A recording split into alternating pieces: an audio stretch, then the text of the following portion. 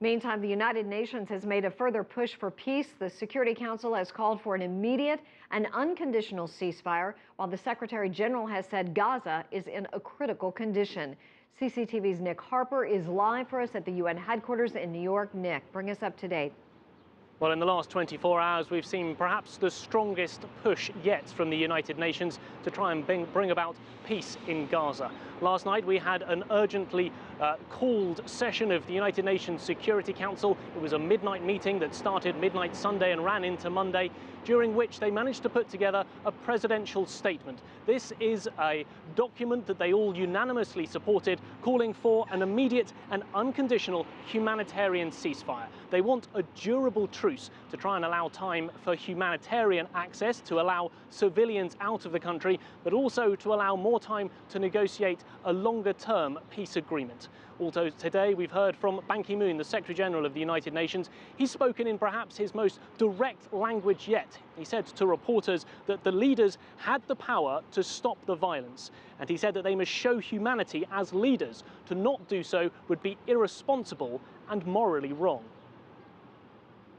I issued a statement yesterday calling for a 24-hour extension of the humanitarian ceasefire, and I did the same but early this morning. As the world marks Eid al-Fitr, it is time for an immediate, unconditional humanitarian ceasefire. In the name of humanity, the violence must stop. Ban Ki-moon also said that Gaza was in a critical condition.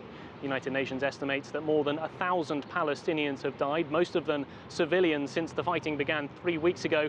And on top of that, around 10% of the population of Gaza are currently sheltering in United Nations facilities. Well, Nick, so far the UN's calls for a ceasefire have gone unanswered. Is there anything else the UN can do at this point?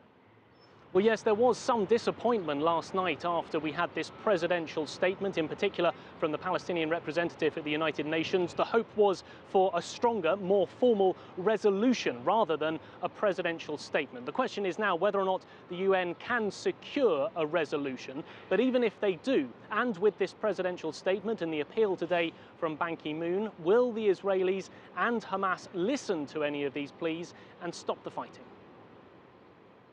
Nick Harper reporting live at the UN. Thank you for that.